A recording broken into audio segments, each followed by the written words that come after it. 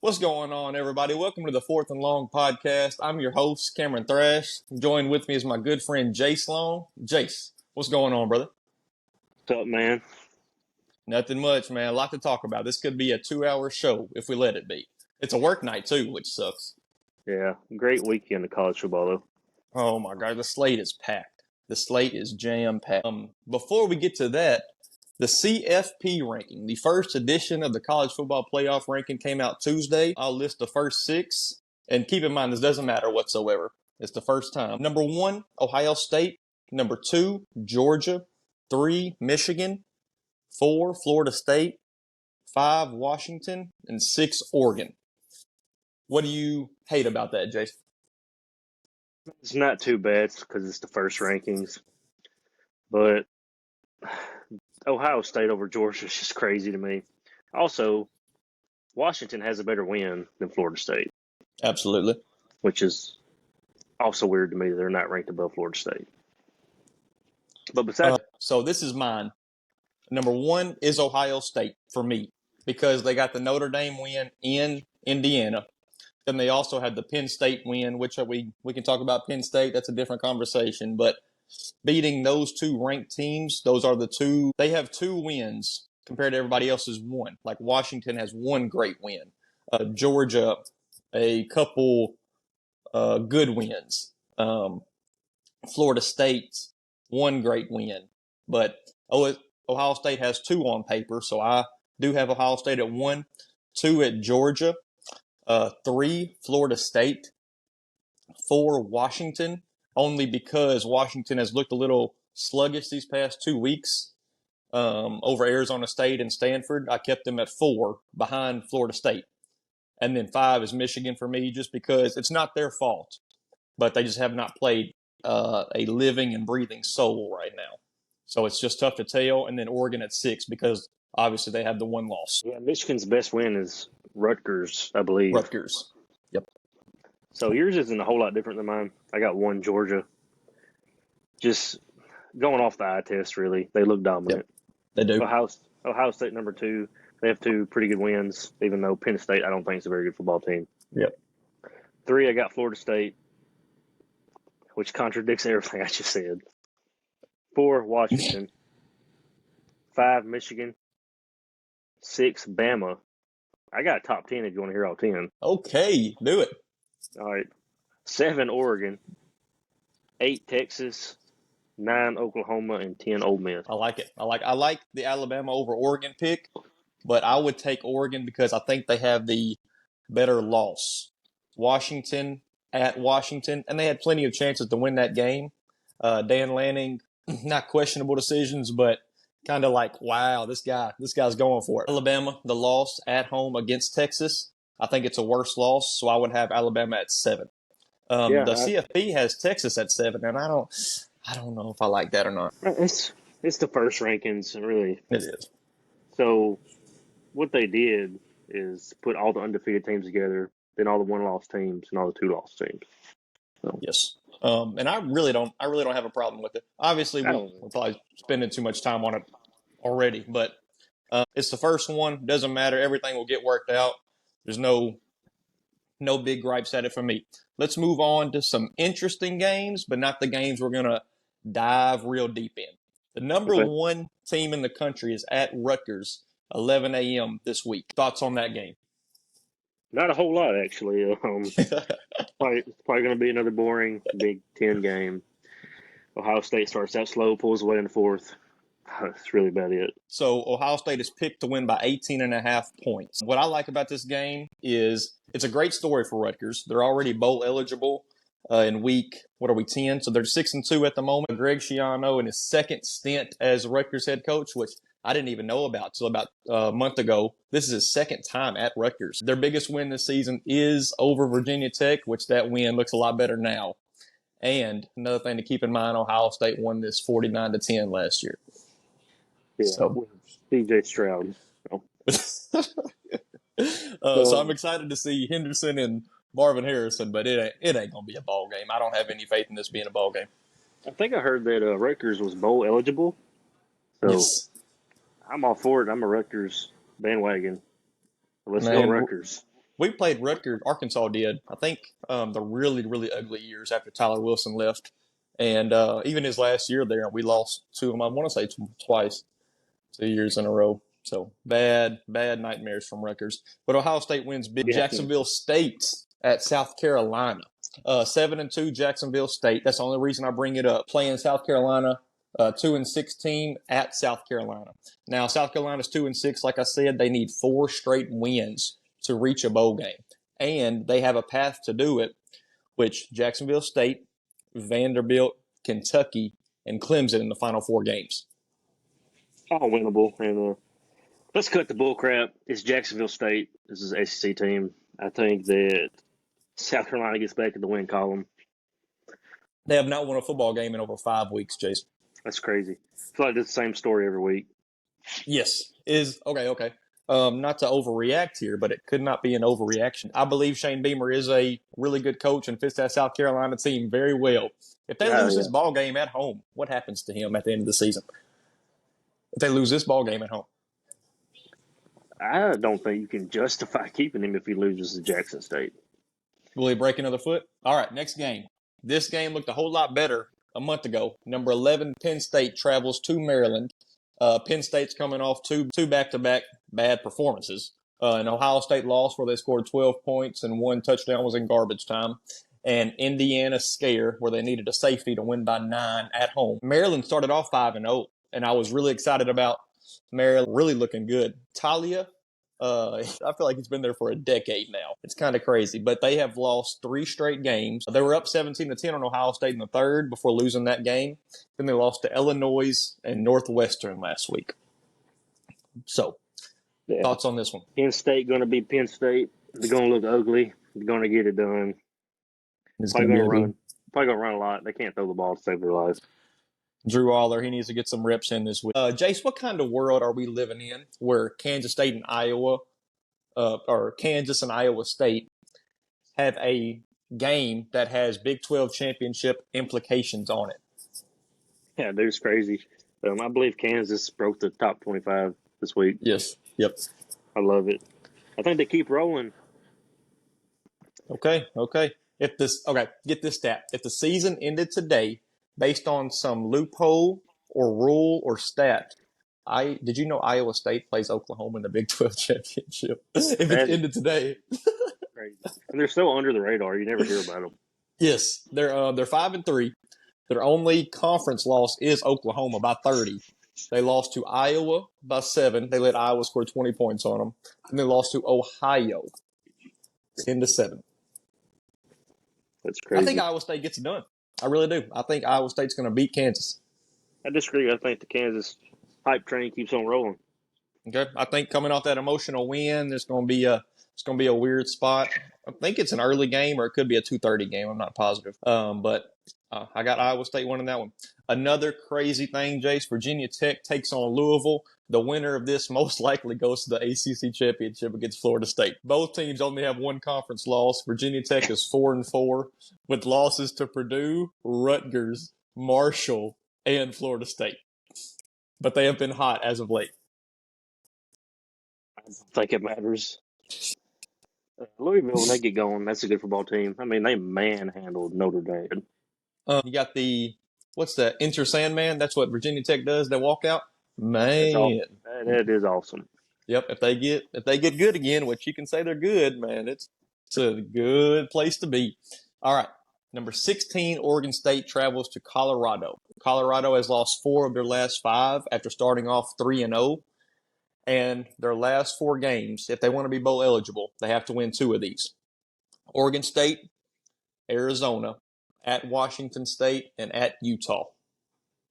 This is a big one for Colorado. Yeah, man, it is. I think this is the one Deion wins, so he's not supposed to. Okay. Calling the upset right now, and it's going to be the same conversation every week about if they can make the playoffs or make the bowl game or not. I like it. Oregon State, what I really like about them, they still have Pac-12 championship hopes. They can still get on there with some wins. They would have to win out most likely. And they play Washington and Oregon back-to-back to end the season. So that's going to be tough. But I do like Oregon State in this ballgame. And the one we've all been waiting for, Jay, so let's just go ahead and get it out of the way. I know we're going to have to talk about it for 20, 30 minutes probably. Arkansas, 2-6 Arkansas travels to Florida for an 11 a.m. kickoff. Yeah, I mean, I'm just sitting up all night waiting for this kickoff. The black uniforms from Florida, oh, man, it's going to be a funeral. I feel like it's going to be a funeral. Florida's coming off a very emotional game, so that could be good or bad. They're definitely going to be trying to prove something. So the last matchup these two teams played was COVID. Florida won 63-35. This is when we had Felipe Franks, the Florida transfer. He came over and Felipe. Okay, so new OC for Arkansas. Obviously, we fired Dan Enos. Can Kenny Guyton, can the backup to Braxton Miller pull some crazy things off and get us a win at the Swamp? I will confidently say I have no idea, but it can't be worse than Enos. And can't be worse. I want to come back to this game. I'm not going to give my prediction yet. Okay. So the reason I like this spot, like you said, coming off a big loss, they also have an LSU team. Do they go to LSU next week? Yeah, it's in Death Valley. Okay, so this is kind of a sandwich game.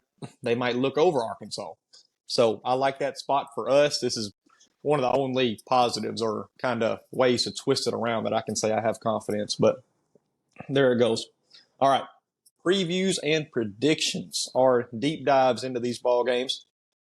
Number 15, Notre Dame travels to Clemson at 11 a.m. Notre Dame is picked by 3 points. Sounds crazy, but I think this is a win-win game for Clemson. If they lose, it's an expected loss. If they win, it's a step in the right direction for Dabo. Have you been seeing the Dabo stuff this week? Dude, that dude's crazy. He's in the news all the time. He was he took that phone call. Did you see that phone call on the radio show? No. He asked him why he was making $11.5 million as a head coach. And Dabo got on his ass.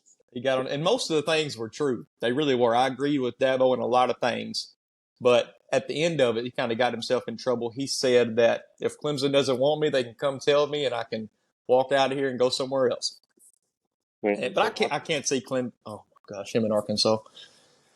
I can't see Clemson letting this man go after what he's done. I think it had to be terrible circumstances, and the way it's looking at, it might be that in the future.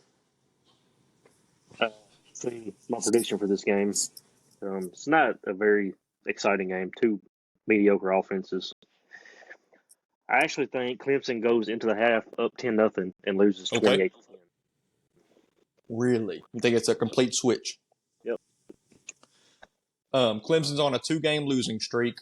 This will be, if Clemson loses, they'll be 4-5, under 500 for the first time, and I couldn't tell you. It had to be years and years, because I know Dabo's won 10-plus games for a while now. Did you know that Will Shipley, he was a stud last year. He was in the Heisman conversation for a majority of the season last year. He has 515 yards and 3 touchdowns on the season. It's been 8 games. It's been 8 games, and he has 515 yards. Notre Dame won this last year. They hosted Clemson. Clemson came in undefeated, and Notre Dame and Marcus Freeman just killed them. They were up 30. They were up 21-0 and 28-0 in the fourth quarter, I want to say, before Clemson scored 2 touchdowns. But it was ugly. So yeah, Jase, I'm picking Notre Dame 24-16 in this one. I think it will be close, just because Clemson's a hard place to play. It really is. It is. Florida State needed overtime to win, and Clemson had chances to beat them. They really did. But I do pick Notre Dame. I think they'll get it done. Moving on to another big matchup in the Big 12. Like I said before, the Big 12 has a hell of a weekend. SEC has a great weekend as well. Number 23, Kansas State at number 7, Texas. 11 a.m. kickoff. Texas is picked by 4 points. Yeah, man. It's going to be a good game, I think. This is a top 25 offense in Texas going against a top 15 defense in Kansas State. I think it's a lot of points. It's going to be fun to watch.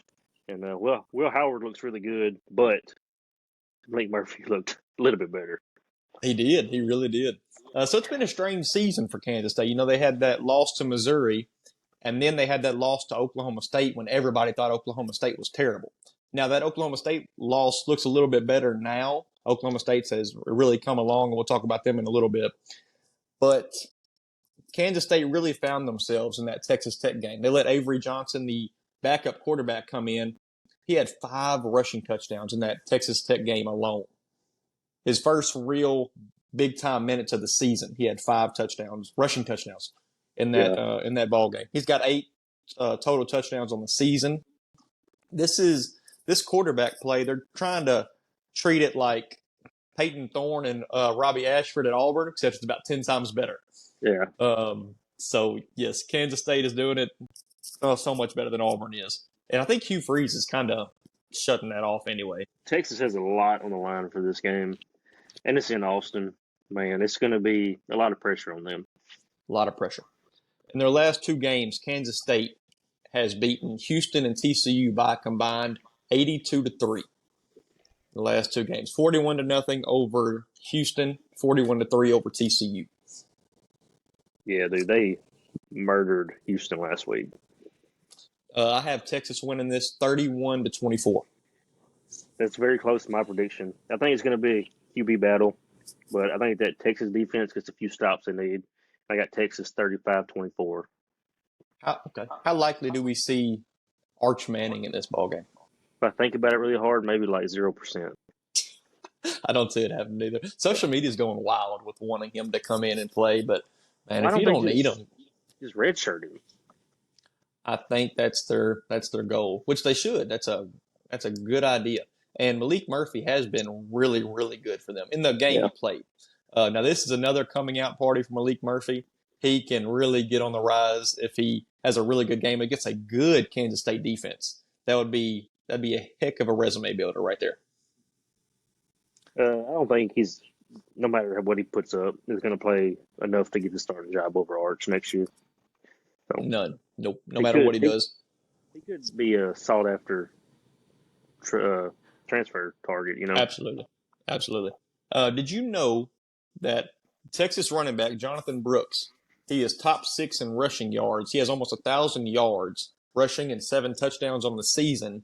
And most of that is because of this Texas O-line. They really beefed up the O-line and the D-line, something that Sark has struggled with for years and years. They always have really good recruiting classes, but they never have them in the big positions. They just have them in skill positions. So really good trend for Texas there, and I believe that's what gets it done.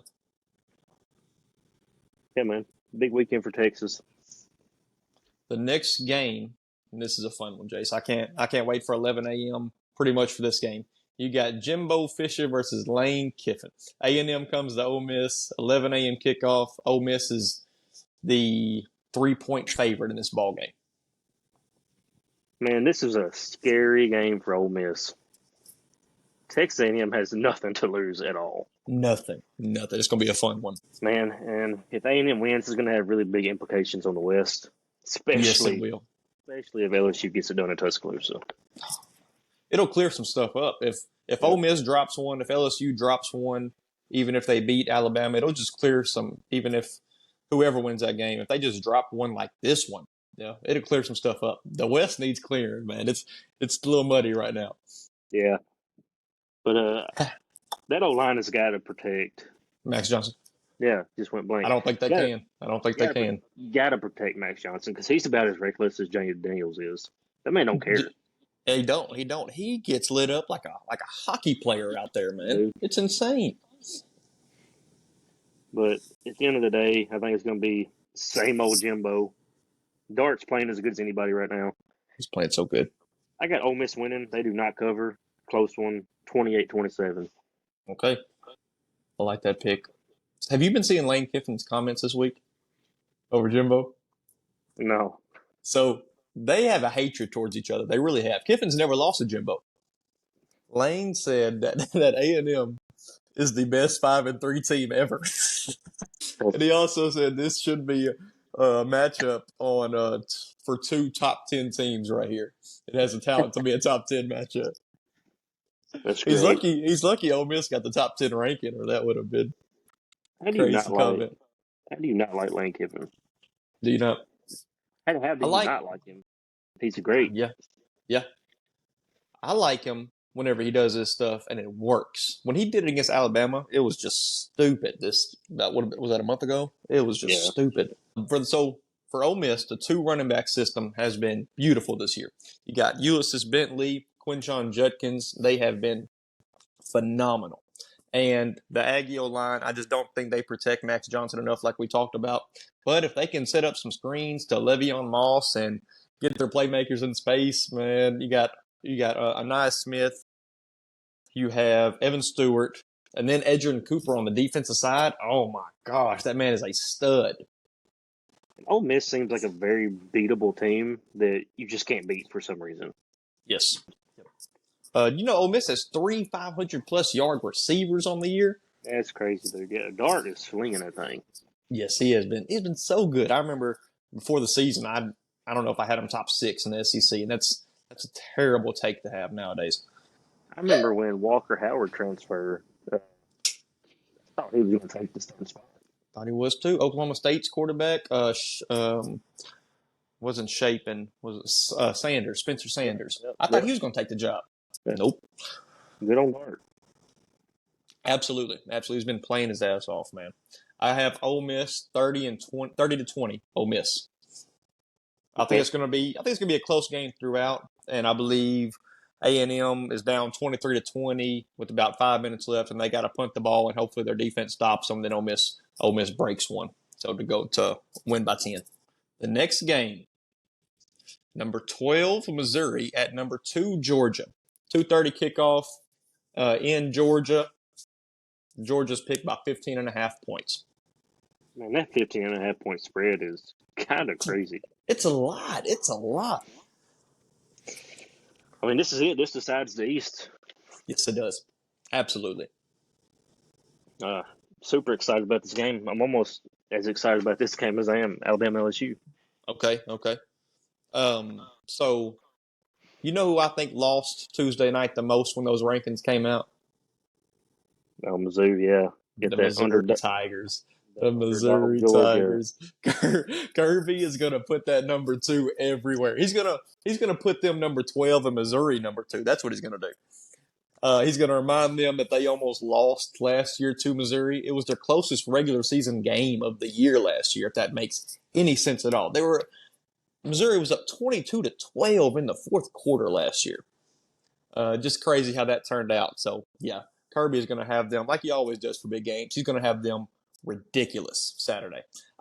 This is almost my lock. And we'll get to the locks, I think, after we go through all the games, so we don't spoil anything. This is almost my lock, but that spread is huge, man. Georgia can dominate this game, not look like Missouri can win at any point in the ball game and still not win by 16 points. Yeah, you're right. So I didn't pick that as my lock, but I don't think it's close. I think it's Georgia 38-23. I almost want it to be a little bit lower scoring than that, but I think Georgia wins comfortably. Yeah, I think it's going to start similar to the Florida game where Luther Burden is just not guardable. Man, one of the top receivers in the country. Kirby's going to make some adjustments, and I think they'll be able to contain him pretty well. And Mizzou can't do the typical Mizzou and get down early against Georgia because they're not going to come back. Nope. They lost the SEC championship in 2021 to Alabama. That's their last loss. They're on a 25-game win streak. It's just unheard of nowadays. Usually, every team has a loss. Even when they win a national championship, they at least have one. But Georgia's on the verge of having 2 back-to-back. They got a long way to go. 2 back-to-back national championship seasons without losing. Just crazy. The last Mizzou win against Georgia was 2013. What was that? I want to say it was in the 40s. I want to say. Could be wrong. And they've only beat them once since they joined the SEC. Sounds like Arkansas and A&M. Saturday ain't going to change that. Georgia stays big brother 35-28. Cool. You got a little closer. Yep, they do not cover. Okay, yeah. I don't know if they cover either. A lot of people I'm listening to, they have them covering, but it's just a lot of points, like I said. Did you ever think that this would be one of the best quarterback matchups of the season? Crazy, Brady man. Cook versus Carson Beck. It's crazy. Yeah, it is crazy to think about. I almost forget that Georgia's missing Brock Bowers. That's how good they looked last week. Yeah, dude. Tight end's also a position to where if you don't have him, oh well, you can live without it. It sounds crazy to say that for someone as good as Brock Bowers, but I think Ladd McConkey steps up again like he did last week. He had 135 yards receiving last week. On the other hand, though, what Missouri has to do with Schrader, Schrader's been a great back in the SEC this year. Luther Burden, like we said, top 5 receiver maybe in college. He's been held under 97 yards once this season, besides getting hurt in the South Carolina game. But I think Georgia handles him, maybe not shuts him down. I don't think you can shut him down if he plays a full game, but I believe they do handle him. I believe those cornerbacks get after him, and yeah, I don't think it's close. yeah, man, I got Georgia staying ahead. They get it done. Moving on to the biggest game, in my opinion, of the Big 12 weekend. Number 9, Oklahoma at number 22, Oklahoma State, a 2:30 kickoff. Oklahoma is favored by 5.5 points. Yeah, dude. All I know is OU better be ready for Ollie Gordon because he could have Oh another my huge game. gosh, Jace, I watched his games. The game he came in at, and the game they actually handed him the damn ball in Iowa State. From then on today, and it was beautiful. It was beautiful Yeah. watching him. I watched the Kansas State game, watched the West Virginia game, and it's been awesome.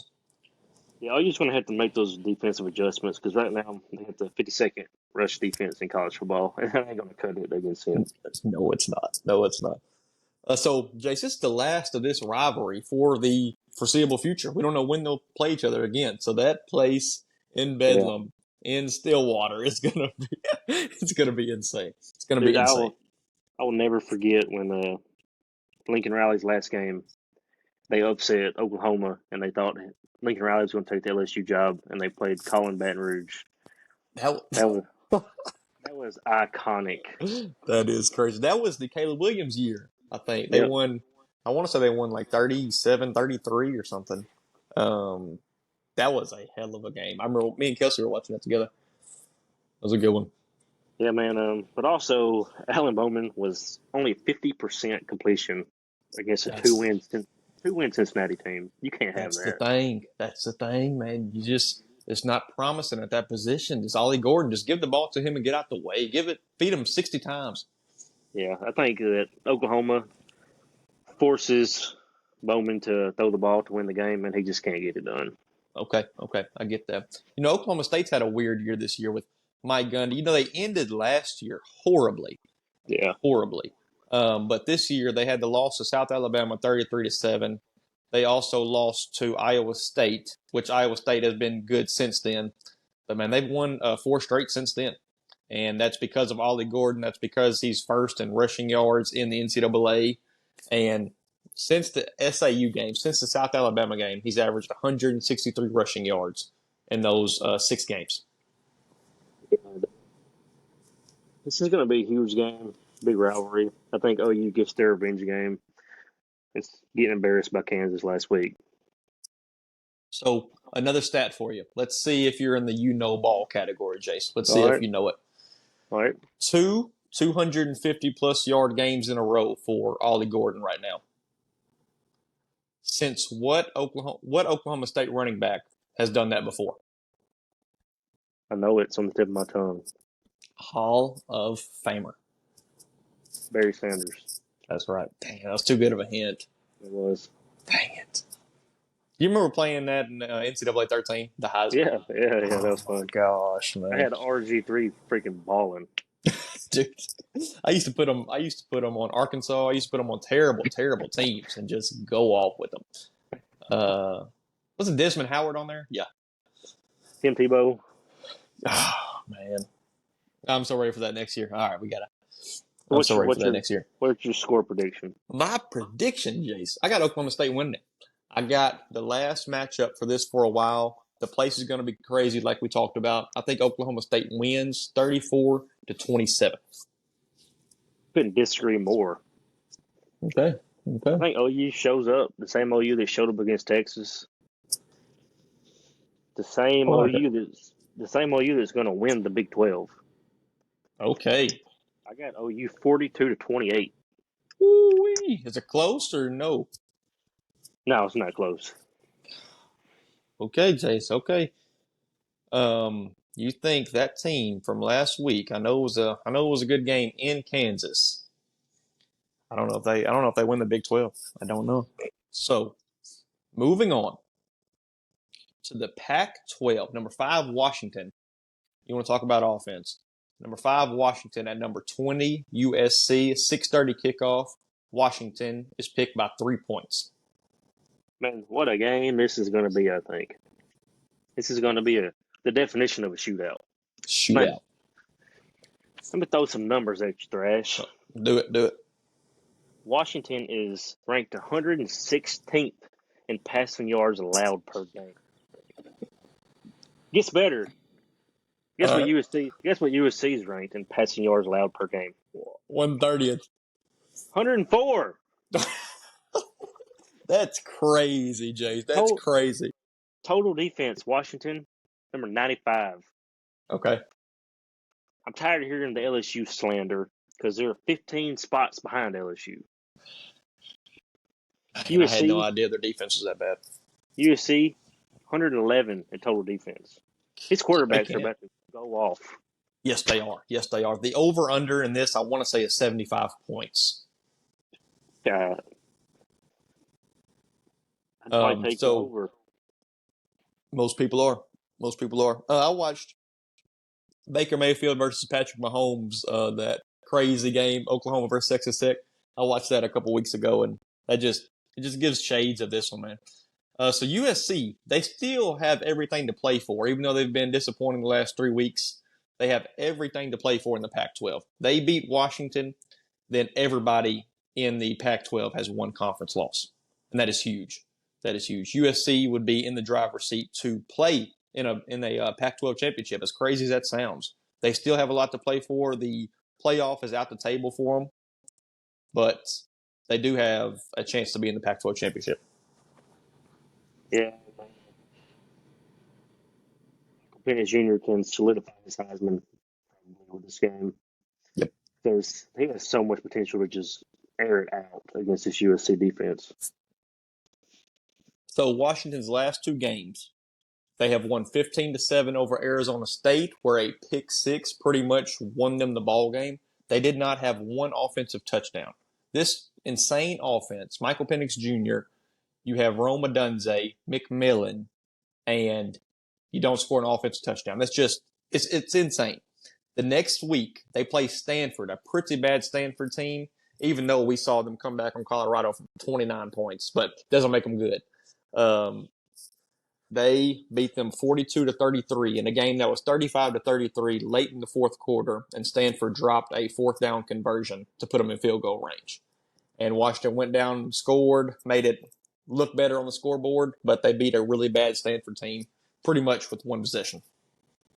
Yeah, man, every good team's going to have that off week. Bama almost lost to USF. It's going to happen. Ohio State hasn't looked good all year to me. Florida State has had its games where they look very questionable. It happens. Yes, they have. It's college football. No one's going to dominate unless your name is Georgia. Get this, Jace. Go ahead. I think the biggest difference in this game is pressure on Caleb Williams, because this USC offensive line is 102nd in the country in sacks allowed per game. So Caleb Williams has looked off this year, and there's a reason for that. It's because he doesn't have time to throw the ball. That's true. I think that's the biggest difference in this game. USC's defense the last 5 games, 41 to Colorado, 41 to Arizona in overtime. Their defense allowed 28 points in regulation. They allowed 48 to Notre Dame when Notre Dame just whooped them, man, 48-20 in that ball game. 34 to Utah, a bad Utah offense. We saw how bad that Utah offense was last week against Oregon. And then 49 last week to California. They won by 1. That same California team put up 32 on Washington. Now, it's not the same at all, but still, Just says something about those two defenses, man. USC has the talent to come back to it. They were down 11 to Cal, came back. I Yep. mean, it's Cal, but they have the potential to do it. So get this stat as well. Caleb Williams is tied for first with passing touchdowns with 25 on the season. 25. That's 8 games. That's over 3 touchdowns a game, which is wild. Who is he tied first with? Michael Penix Jr., Nope. Close. Jaden Michael Daniels. Penix Jr. Yep. Michael Penix Jr. is tied or is second with 24, but Caleb Williams and Jaden Daniels are tied with 25 at first. Yeah. I honestly think it's going to be an awesome game. I do too. I'm going to go Washington 49-35. Okay, not far off for me. I got a little closer. We haven't even talked about Rome Odunze, who's one of the best receivers in football. He's got 970 yards, 7 touchdowns for the season, almost 1,000 yards already. My pick, they also have Jalen Pope, who almost has 900 yards himself. And they are missing McMillan as well. So just 3 insane receivers for Washington. I have Washington winning 41-37. And really, I would not be surprised if USC won just because of the scoring ability. But I think what gets it done is the O-line for USC, like you said. And I think that just helps Washington just a little bit, just enough. And I think Washington gets it done. They remain undefeated, and they solidify themselves as a Pac-12 championship contender. See this game going to where USC is starting to make a comeback, down 3 probably, and Caleb Williams throws a hideous pick 6 that just kills the morale. All right, Jase, the game you've been waiting for. I'm going to open the stage to you. You talk for 10, 15 minutes, whatever you want to talk about. Number 14, LSU travels to Tuscaloosa, a game we were supposed to be at. They travel to Tuscaloosa, number 8, Alabama. 6:45 kickoff. Alabama is picked by 3. Man, this is going to be electric. It's a night game. Thank God we got the 6:45 CBS kickoff. Last year, CBS gets to cover a game like this. It's going to be awesome. Even though CBS has the worst commentators you could imagine. Sometimes, man. So, actually, LSU historically plays better in Tuscaloosa. 2 of the last 3 wins we've had have been in Tuscaloosa. No one can forget the offensive nightmare that was 2011 with Les Miles. Oh my gosh! My gosh, never thought a kicker could win MVP until that game. 9-6. Then we get 2019 LSU game, which might be the best game ever. It definitely is up there. Superstars on that team were crazy. It's a great rivalry. I hope they keep it around forever, and I'm very excited for it. LSU has a lot of disadvantages in this game. It's going to be very hard to overcome. The first is a defense that is absolutely dog crap. And to make it better, both their starting cornerbacks are out. It's Alexander and Denver Harris. And their star D lineman, Mekhi Wingo, who's having an All-American season, is out for the season with a leg injury. I saw those reports, man. It just hurts a already pretty bad secondary, and it hurts a hell of a player in Wingo. But I mean, LSU, this offense is good enough to overcome just about anything. So LSU and Alabama want to have 2 totally different games. Alabama wants to run the ball, and LSU wants to have a shootout. Bama cannot keep up with LSU in a shootout. So it's going to be interesting. I agree. It's going to be interesting to see how Alabama can keep up with LSU, and when they get the ball, how they can control the clock, because they're going to want long drives to where Jaden Daniels hardly ever has the ball. Yes, exactly. So I think of Alabama. I've said this 2 weeks ago after the Tennessee game. They are the Michael Myers of the NCAA. You just can't kill them. You cannot kill them. Texas beat them. Then they go out to South Florida. It's 3-3 in the third quarter with 2 horrible quarterbacks battling it out. for the starting position, and neither of them won it. Neither one of them won it. They also were down 7-6 at half against Ole Miss. They were down 17-10 against A&M at halftime. They were down 20-7 to Tennessee at halftime, and they came back and won all of them. And we're still looking at them as SEC West favorites. And if they win this ball game, they are solidified in the SEC championship. I believe if something crazy does not happen. Milroe has been progressing like crazy. You could say he's up there. I mean, before the season, I wouldn't put him anywhere, even in the top of the SEC. But you can put him in the top echelon of the country, 15, 20 quarterbacks. I'd put him in there.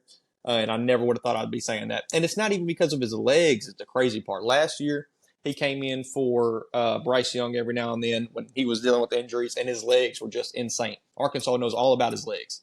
And Jermaine Burton has also come in and just been ridiculous. As annoying as you can think his antics are after the play, during the whistle, he has been insane for them. Had a huge game against Ole Miss, huge game against A&M, and a great game against Tennessee. And I just don't think I can go against Alabama, especially with the secondary LSU has and the defense that they've been struggling with all season. I think Alabama makes some long, long drives and keeps Jaden off the field for as long as they can. And I believe they're able to do that. I have Alabama winning this game 31-26. Yeah, that's a good pick. Listening to Brian Kelly's press conference Tuesday, he seemed fairly confident. I mean, this is why you recruit guys, 5-star athletes, to get thrown in games like this. They're young, but I mean, he seemed confident they can handle it. He could be put on the show. But Cam, imagine this: if Yep. Brian Kelly goes 2-0 against Nick Saban. Imagine. Yeah, man, I think there's just too many missing pieces on this LSU defense. They found their groove the past few weeks against some horrible teams, horrible Auburn Yes. team, horrible Army team. They've looked good. I think the game on the defensive side is going to be very, very dependent on if Harold Perkins can get pressure. That's what I was just about to talk about, yes. I'm not sure Matt House is competent enough to let him play see-ball, get ball. They're trying to get him drafted, which let him play freaking football. Let him play, man. Stop dropping him in coverage. I just think LSU has too many disadvantages in this game. I think Bama's able to slow it down. I think LSU's defense does play better, but not great. And I got Bama walking it off on a field goal 28-25. Okay. So I go with Perkins versus Milroe because, man, I hope we get to see that matchup all night. I just hope so. And I hope the same thing on the other side with Dallas Turner and Jaden Daniels. Not really the same dynamic, but just the way they're going to be going after each other. I think Logan Diggs is going to have to step up, and that's where I think that Alabama defensive line is just not going to let him do much of anything. Even y'all's tight end, Mason Taylor, I think he'll have to get involved. And y'all's receiving core is just ridiculous. Malik Neighbors, Brian Thomas. Malik Neighbors leads the country in yards. Brian Thomas leads the country in touchdowns. It's crazy. It's crazy. So this LSU offense is going to get stopped. This is a great Bama defense. So for LSU's defense, you just have to make sure that Bama comes away with field goals. You can't give up the touchdowns because this LSU offense can come back, and the touchdowns, they're going to happen naturally just as much as they're going to get stops. This is the best offense in the country. But I think the run's actually going to work pretty well against Alabama. Okay. Logan Diggs is great. He has He's single-digit carries where he's lost yards this year, which is crazy to think about. Has had multiple games over 100 yards, and this LSU O-line might be the best in the SEC. Yes, I've heard about that ad nauseum this week, and I'm really excited to see that O-line, D-line matchup. It's on paper, even on the Alabama side, their O-line is supposed to be insanely good with the talent they have, and they've been really bad. They're at the bottom of the NCAA in sack percentage, and man, if that happens a few times, which I know we've been saying that every big matchup since the Texas matchup, that if they can just get some pressure on Milroe, that they have a chance of winning this game. But nobody has a linebacker like Harold Perkins. If they can get some pressure on Milroe, I think that makes all the difference in this ball game. It really does. And I'm tempted to even change my pick now, but I'm not going to. I can't. I'm not going to go against Alabama, especially at home at night with LSU secondary like this. I'm going to stick to my pick. Alabama 31-26. Yeah, man. It's going to be an emotional game for me. Jalen Miro, he likes the deep ball, and I imagine they're going to have Perkins spying him a lot. Even though he's been progressing to where he wants to throw the ball and running the ball. So I just don't see LSU being able to guard Jermaine Burton. I think he has another big game. Unfortunately, as bad as I hate to say that. I know it. But what also is unfortunate is that Jaden Daniels could have the game of his life. He could 500 passing yards, 4 touchdowns, whatever. If he loses this game, the Heisman's out of reach for him, which And is that man, crazy. that's biggest question from this ball game. We've been saying it since Mississippi State.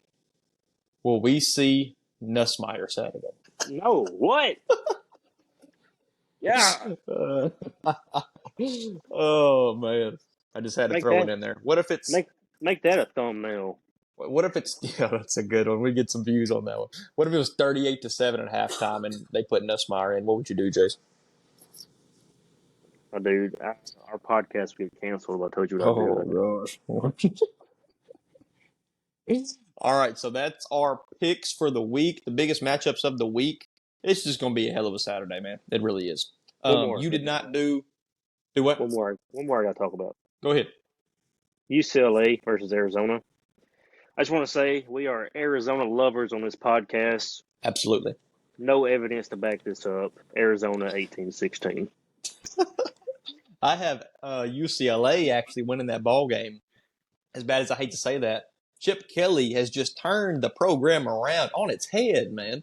They have Dante Moore in at quarterback for UCLA, and he hasn't been great. I got to say, he has not been great. But he's a true freshman, and they haven't needed him to be great, is the thing.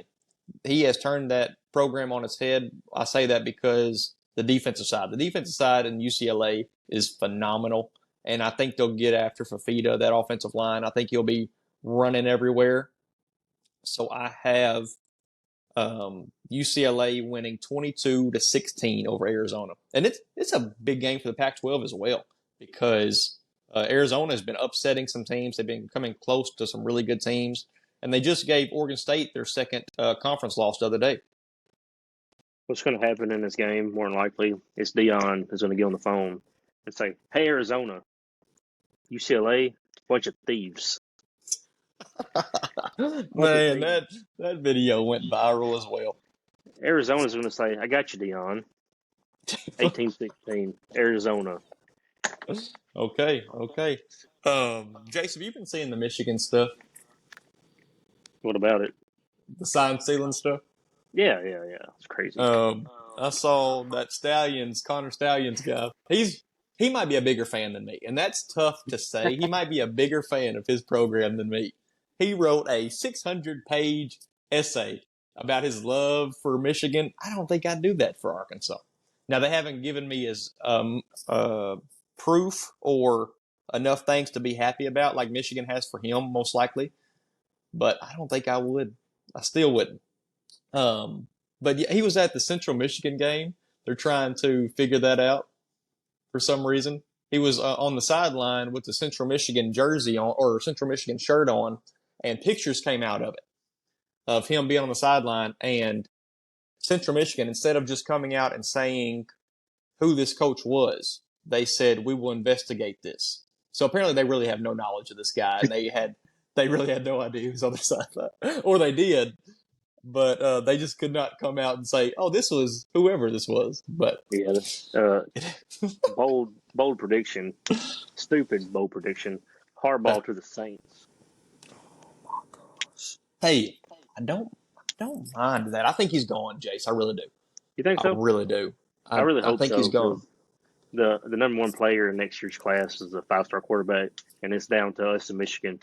So Really, Harbaugh leaving would help us out a lot. I think Us he's as tired of this. LSU, us, LSU. yeah. I think he's tired of college game too much. And if I Yeah. was doing this much sign stealing and all these regulations, I probably would be too. Even though the first 4-game suspension he had at the beginning of the season was BS, I am on his side about that. But I'm this gonna is crazy.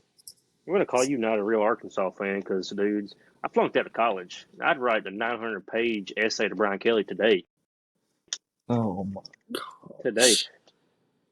If it meant that I got to be on the sideline for the Arkansas games like Stallions did, or if they sent me to places like they did to Stallions, I might do it myself. But I just don't have enough to. I don't know. I don't know if I can do it. All right, this is a game I wanted to come back to. Yep, go ahead. Florida and Arkansas. Okay, okay. Don't make me cry on a podcast now. Sorry to take over your podcast here, Cam, but I'm going to go ahead and go to another subject. So, staying on Arkansas, Florida, and going to another subject, my upset of the week is Arkansas over Florida. Oh my gosh. Jace, what the hell are you drinking? What's in that cup, man? And if you were wanting a bigger matchup, which I already said this, I got Colorado over Oregon State, but Arkansas over Florida is my number one. That is your upset of the week. Okay. Upset of the week. Okay. Mine is it's not that much of an upset. I like yours better. I got Oklahoma State, like I said, beating Oklahoma, which is a big upset, but it's not like the spread's only 5.5 points. Wow. Now that is an upset right there. I can't see us going to the Swamp as much as I want to. As much as I want them to just say KJ, I think Rocket's even playing, most likely. I think Arkansas shows up for Sam Pittman, trying to save his job. Playing loose. They really need this win. They get it done. Just play loose. Just play loose. 4 games to be bowl eligible is Florida at the Swamp, FIU, 2 Florida teams in a row. We have Auburn, and then we have Missouri. I might have those back out of order, but that's the 4. And Mizzou's usually the end of the year game for y'all. Missouri is in the last game of the season. All right. But can we do it? Can we do it, Jason? Y'all can do it. I see it happening. Okay. I don't think we can. I have Florida beating us 27-16 is my pick for that ball game. I think it's going to be ugly. I really do. Not ugly like one-sided, but I think it'll be ugly football. Yeah. Let's get to the questions, Jace. What is your lock of the week? All right. Ready for the drum roll? I am. I just hope we don't have the same one. I think we had the same one. But no. You picked a score, so no, we don't have the same one. Washington -3. Okay. That's the one you said was obvious, huh? With those 2 offenses, 3 points. It can swing either way for me, and that's why I didn't go with that one. Another one I almost went to. I wanted to go to Georgia so bad, but 15.5 is just a lot, so I didn't. Another one I wanted to go to was Notre Dame. They're only picked to win by 3 at Clemson, and we talked about how Clemson is a tough place to play, so I didn't go with that one either. I went with Ole Miss is going to win by 4 points against A&M. 11 a.m. kickoff at Ole Miss and Oxford. I believe they get it done. If they got any tickets for sale with that game, let's go to it. Good. There probably wouldn't be too much. The people don't have enough time to drink up there, man. 11 a.m. kickoff. That's what we struggled with. At 20,000 capacity stadium, it's probably going to be bumping. I bet it will be. Player you are most excited to watch this weekend, Jason? Have a 2-way tie. Are we allowed to do that? I guess, yeah, I'll allow it. Luther Burden. Okay. We're going to see if he is the wide receiver everybody thinks he is. Okay, man. And also, we're going to see if Jaden Daniels can get it done to win his Heisman. Gotcha. Okay. I would love to see that, Jason. I would love to see a statement game from Jaden Daniels, even though he's provided 3 or 4 statement games this year alone. I would love to see him. He don't have anything to prove, but for a Heisman, he does in this ball game. And I'd love to see it. I really would. That's the only way y'all would win this game. He'll just have to go off, and it'll have to be another Missouri. He'll have to put the team on his back. Superhero, Superman type performance. My player is Michael Penix. It's almost a 3-way tie for me. Michael Penix Jr. against that USC defense. Caleb Williams against that Washington defense. And I was gonna say Ollie Gordon, but I talked about the Oklahoma State game too much. But I did just want to mention him. Ollie Gordon against that Oklahoma run defense that has not been great under Venables this season. Those are my top three. If money, time, or place was not an issue, I know which one you would say, I think. Dang. What game would you be at this Saturday? You think about it for a second. Tuscaloosa. What kind of What, question is that? what under the radar game would you be at? Is there an under the radar game you would be at? I wouldn't say any of these games are previewed are under the radar, but if I had to just pick one, it'd probably be Washington, USC. Okay. Mine, man, I keep saying it, Stillwater, Oklahoma. That's where I want to be. The ending of this rivalry, that place is going to be insane. So that's the place I would like to be at this Saturday. Jase, any other topics you want to discuss? I think so, man. We pretty much covered it all. Okay, man. I'm good with it too. Appreciate y'all listening. Appreciate the second addition to this podcast. Huge day Saturday. We'll have a reaction Sunday or Monday, one of those. But appreciate y'all for watching. Name change is coming soon. Go Tigers.